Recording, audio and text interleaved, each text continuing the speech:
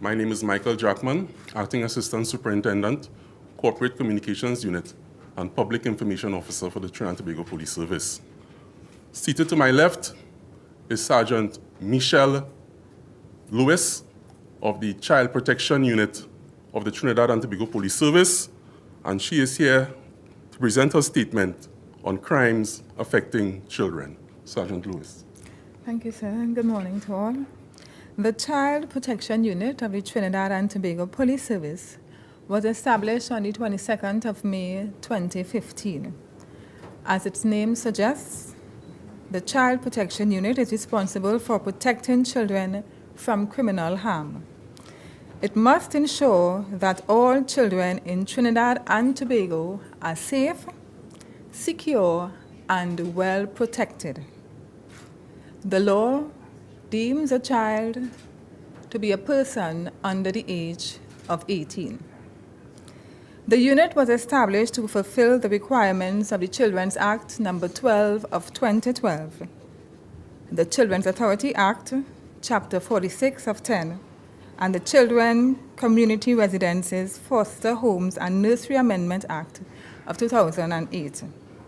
The role and function of the CPU is to investigate recent reports of the following crimes against children: physical abuse, sexual abuse, abandonment, neglect, and ill treatment. In addition to the CPU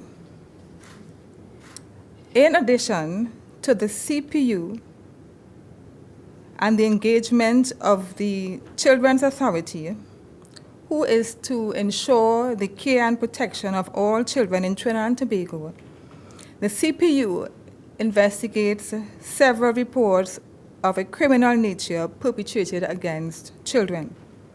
The Children's Authority is responsible for the psychosocial intervention which assists with child victims to maintain a sense of stability in his or her life. The CPU has been able to and continues to positively impact the rights and well-being of children by ensuring reports of abuse against children are investigated and the necessary redress afforded to the child. Since CPU was established, the following is a list of the type of offenses committed against children, and this is primarily under the Children's Act No. 12 of 2012.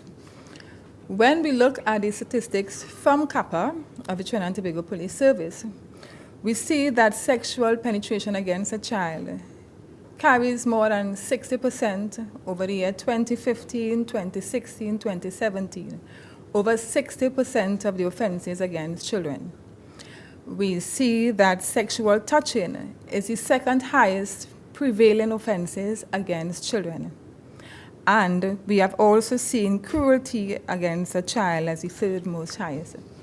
So for the 3 years that the Child Protection Unit has been established, we have seen a consistent increase in those offenses and reports that are made by persons, members of the public, in relation to abuse against children. The number of offenses committed against children continue to be of a great source of concern to the Trinidad and Tobago Police Service. Parents and guardians have a duty to care and an obligation to ensure the rights of children under their care are protected. In the context of the law, the rights of a child are paramount. The numbers that I have just read out are troubling, but keep in mind that these numbers represent actual cases, actual victims in our communities. We urge the parents and guardians to look for the following warning signs in our children. Signs that show that they are discomforted while walking or sitting, reluctant to undress in the presence of others who they may have previously felt comfortable doing so. The child may seem to possess unusual, wide knowledge or interest in sexual acts, which may be inappropriate to his or her age group. or where seductive behavior is displayed, where you see a child is shying away from physical activities, or a child may be recurring in sexually transmitted diseases, itching and pain and burning in the genitals. We are asking parents and caregivers, caretakers to pay attention to our minors. Make strong effort to avoid a person, so that when you see a child making a strong effort to avoid a person without giving an obvious reason, pay attention to those signs. The child may not want to be alone with a relative or a family friend, or with anyone who may have care or control of a child for a particular period of time.